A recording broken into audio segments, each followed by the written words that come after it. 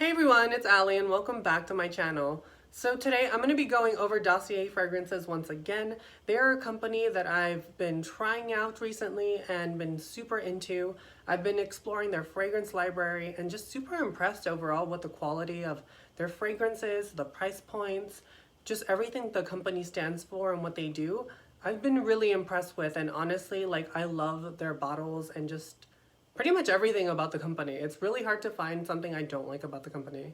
But a little bit about the company in general. They are a clean, cruelty-free, vegan company. They are certified clean and on the Sephora clean list.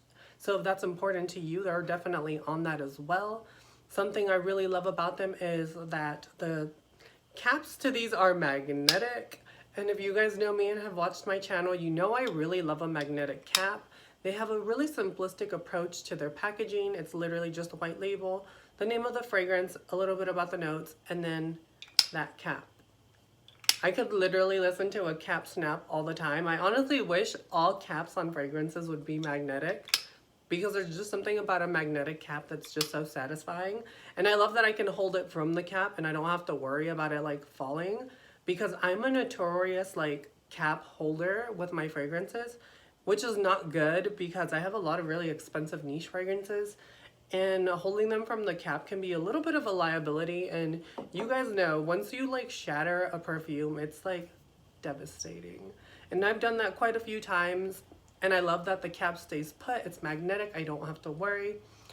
The company is amazing. These fragrances are made in Grasse, France, which if you know anything about perfumery, it is like the mecca of the perfumery world. It's where a lot of ingredients are harvested. A lot of perfumers do a lot of their work there.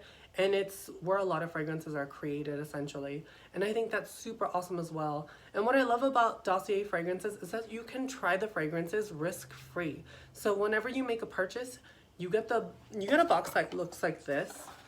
The fragrance sits in here, and inside of every box you get a card that goes over the notes and everything about it. The fragrance sits in there. You also get a sample as well in your box, and you can test the sample out, and if it doesn't work out for you, you can return the actual fragrance for a full refund of the purchase price. Something I do want to mention, not all of the boxes are going to be coming with samples from now on.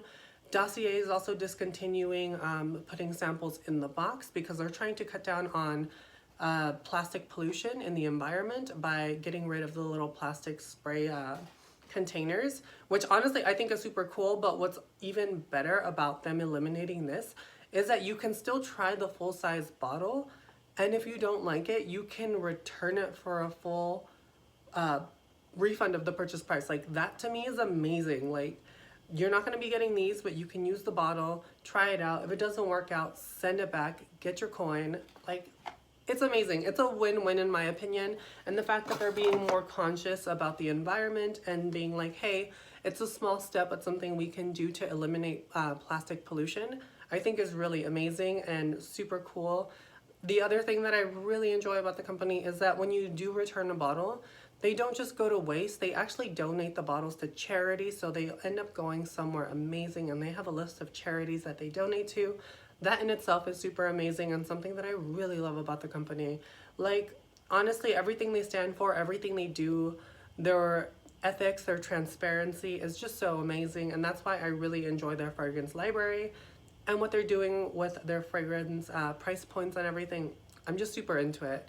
But yeah, we're going to be getting into it. I have 4 fragrances that I'm going to be talking about. The first 2 were sent to me by the company, so full disclosure, those 2 were sent to me, but that's not going to affect my review at all. I also have the last 2 that I did purchase myself, so I am buying from the company. I have been working with the company and talking about the fragrances, but I've only been doing it because I have yet to get a fragrance from them that I do not like, which I think is super amazing. Their interpretations of scents, they're just so good, you guys. They're so good. So the first one that we're going to be getting into is called Spicy Orchid. And with a name like that, you guys probably already know, if you're in the fragrance game, that this is going to be a interpretation. I can never say interpret. It's going to be a clone, essentially. I can't say interpret. What's wrong with me? There are some days I wake up and the simplest words I cannot say to save my life. This is their take, I'll say it that way. This is their take on Tom Ford's Black Orchid. This is beautiful. I'm a fan of Black Orchid. I like that deep, dark broodiness that comes with that scent. I think it's such a mood, and sometimes when I get in that mood, I love to douse myself with Black Orchid, and now this one as well. Because it's such a mood setter. It's dark, it's brooding, it's spicy, it's got this oriental, like, earthy flair to it. It's just such a mood. This is what I would imagine like a vampire smelling like Dracula, if he had a signature scent, would probably smell like this. Nosferatu would probably smell like this. Everyone in any vampire movie or vampire show would probably be smelling like Black Orchid. That's just sort of the vibe I get from Black Orchid. It's got cinnamon, orchid, you've got sandalwood as well, pink pepper, mandarin, you've got ylang ylang, you've got vanilla, incense, and patchouli. And you get the most earthy, sort of dirty, slightly sweet with a hint of spice fragrance. That is such a mood, like honestly, this smells just like Black Orchid. I have had Black Orchid in the past. I don't know what happened to my bottle in my collection. It's somewhere around here, but it's a fragrance that I'm very familiar with. It's one of those, once you smell it once, it's hard to forget that fragrance because it leaves such a powerful, bold impression. It almost has this like dried fruit aspect to it. It's sort of earthy, a little bit fruity, but like almost a dried fruit. And it has like a slight booziness to it as well. It's really, really interesting. I really like it. It's not for everybody, but for me, it's definitely a mood every once in a while. And their take on it is super close to the original. If you guys are into a Black Orchid, or it's just too expensive, or you want to try another alternative, I think that Spicy Orchid from Dossier Fragrances is honestly a really beautiful take, and you probably will enjoy it. The next one that I'm going to talk about was one that I was super excited to get, because the one that this is a clone of does not last at all on my skin. So for me, I was super excited to get this one, especially because it's a fragrance I do like. I do enjoy it in the summertime. I think it's really beautiful. The longevity lacks for me in the original, and that's why I wanted this one in particular. This is Floriental Coconut, and this is their take on Tom Ford's Soleil Blanc. This is gorgeous, you guys, and this smells just like Soleil Blanc. It's not even funny. And this lasts longer on my skin than Soleil Blanc does. I get about 4 hours on my skin with Soleil Blanc. It lasts a little bit longer on my skin, but with this one, I got a solid 6, almost 7 hours, which is so much better than the original. And I could literally still smell it on clothes the next day. So that in itself is super, super beautiful. You've got pistachio, you've got cardamom, ylang ylang, coconut, bergamot, tuberose. You've got jasmine, cedarwood, amber, benzoin, and coconut as well. This is gorgeous. If you're into coconut scents and wanted something a little different, this isn't your typical super sweet coconut that most people are familiar with, that's super like vanilla heavy. This coconut is very dry smelling. It still has a hint of sweetness, but it's almost like a dry sweetness. You definitely get the floral aspect, but it's not overtly floral and in your face. And there's a slight nuttiness to this as well, especially in the mid because of that cardamom and pistachio. It almost sweetens up the pistachio nuttiness, but it never becomes a sweet scent. It's really hard to describe. It's really beautiful. It's a dry, florally, sort of nutty take on a coconut fragrance. That's not your typical everyday coconut fragrance. It almost gives me like a very luxurious suntan lotion sort of smell kind of vibe going on, or maybe like a really luxurious body oil. That's what I get from this. And if you're a fan of coconut fragrances and wanted something a little different, then definitely look into getting this one, you guys. Floriental Coconut. It's so freaking good. I really, really enjoyed this one. The next one that I'm going to talk about was one that I purchased myself, and this is Floral Rhubarb, and it is their take on Marc Jacobs Perfect. Now, Marc Jacobs Perfect, I went to Ulta and tested it out on skin, and I wasn't really impressed with the way it smelled. I thought it was kind of basic and boring, and I was like, oh, it's like nice, but kind of like, meh. And I actually ended up like spraying my hand and was going about my day, and everywhere I went, I was catching a whiff of it in the air. And in the air, it's just so girly and so pretty and just so like feminine that like I ended up loving it by the end of the day. And I was like, damn, I really should have bought it. And when I saw that Dossier came out with this one, it was literally a few days after I had sprayed it that they had dropped the release for this one. I like rushed and bought this one out because I needed it. I just did. And this is like literally the exact same smell, like identical. The how do I say it? It's so hard to pinpoint the differences in them because they smell so similar. With this one, it's like literally a 10 out of 10 as far as similarities go. I can barely detect any major differences. They're very slight. Now on this one, you've got rhubarb, you've got orange blossom, peach, daffodil, you've got a milky accord, narcissus, you've got cedarwood, blonde woods, and musk. And this is just so, so pretty. It almost gives me like this sour tart effect on my skin. The peach adds a little bit of fruitiness. You definitely get a slight florally component, and this milky accord kind of ties everything together, which is really, really odd to me because it's sort of like a tart, milky sort of effect.